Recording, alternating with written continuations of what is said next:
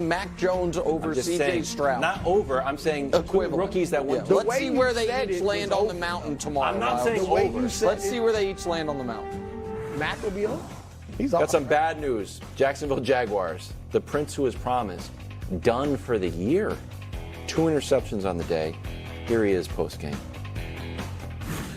Everyone's going to deal with this their own way, and you should. I mean, everyone does, but you should feel sick, and you should feel disappointed and frustrated in yourself and our offense and the team, everything. I mean, because, like I said, you put in so much work, and then for it all to, coming in here, we win, we're making the playoffs, we got a home playoff game, we're leaving here, going home, and we're done. So it's been the tale of just half a good season. And last year, we write off his entire rookie season.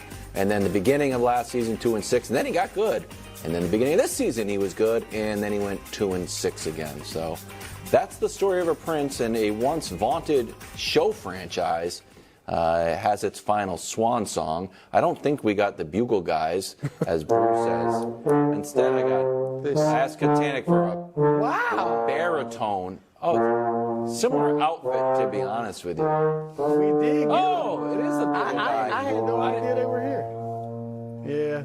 Okay. Not as festive as in the past. So can we be? Hey guys. Yes. Can we be serious for a moment? I'm trying to be. All right. So 2 things are true here. Yeah. And you guys are going to jump on me for the first thing, but just let me get to the second thing. The first thing that is objectively true is, like many teams this year, the Jaguars' season was done in by injury to their quarterback. That is just, we can show you the numbers, we can show you the record. In fact, can we please show you the number and the record? This is what he did through the Bengals game, which is the game it was the first of 3 injuries he suffered. And now Brew pointed out leading into that Bengals game, he wasn't lighting the world on fire, but they were 8-3 and they were fine. Stretch. And they were 8-3, they were fine. He was playing his best football. And then he suffered 3 separate injuries over the final 6 weeks of the season, missed a game, the one game they actually won. And so that's true. Here's what's also true. He needed to be better. When he was healthy, he did not take the leap that I and many others expected, even if it was unpopular on this show. And it was a disastrous year. And in a year that I felt, Brew, he was going to take a leap into that second tier of AFC quarterback behind Mahomes. Instead, he went the other way. So right now, the AFC quarterback hierarchy, you have Patrick, and let's put Lamar in that same room because he's about to have an MVP, 2 MVPs with him.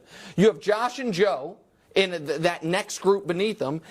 And the guy who's coming for those spots right now appears to be C.J. Stroud. Absolutely. I would put him in that or put him in that group. He's the best quarterback in that division. That's fine. And so Trevor's with Tua, and I mean Anthony Richardson and rookies and Will Levis. My point is guys who are all going to be competing to try to be a top 5 guy. I included rookies in that. So he went backwards. Right now, he shouldn't even be in the top 5 conversation. That's what I'm saying. And I haven't liked him as much as you, but I've liked him. But I'm incredibly disappointed. And you're right, he did get banged up.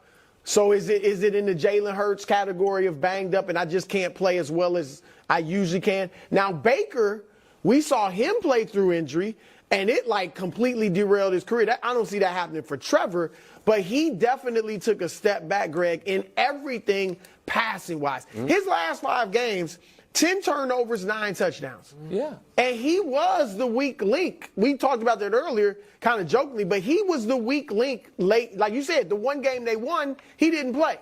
So, yeah, what's interesting is for me, it wasn't disappointing because I kind of saw this. Uh-oh.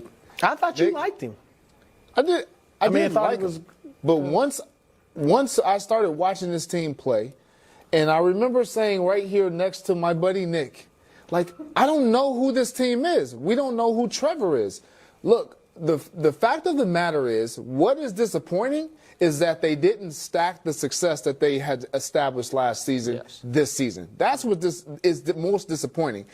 Trevor Lawrence, there's another level of disappointment there, if you will, because you add Calvin Ridley, obviously Christian Kirk gets hurt, but you have a quarterback that you believed to be your guy, And this was the kicker for me. Last year, the success was great.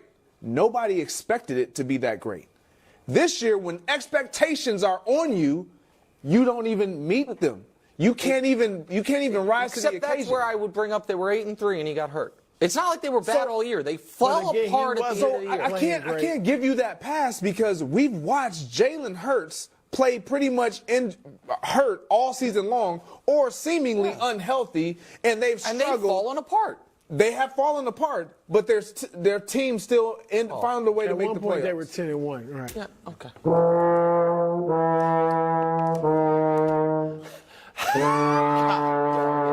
This show is so dumb. Time as Dak and Dallas brought their can openers.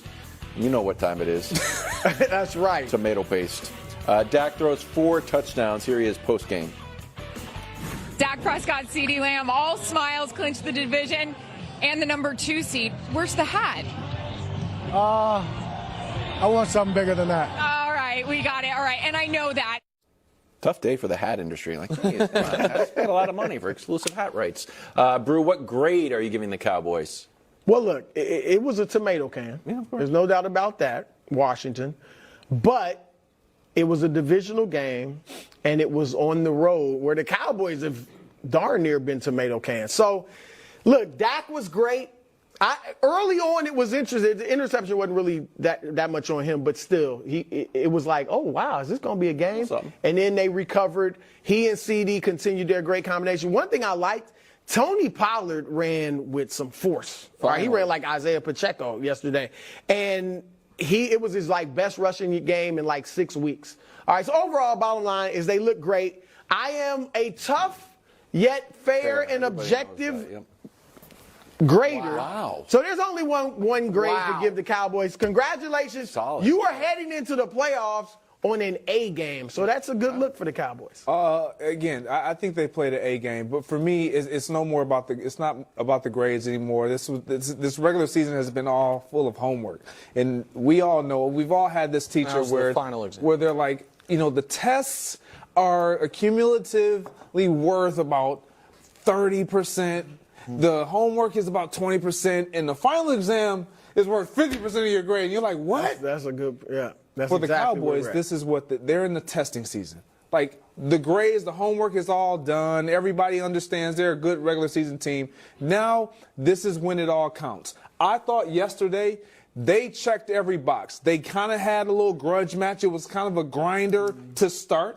That feels good when you want to actually be in a match where you know you're going to get some competition. But then the better team actually looked more superior.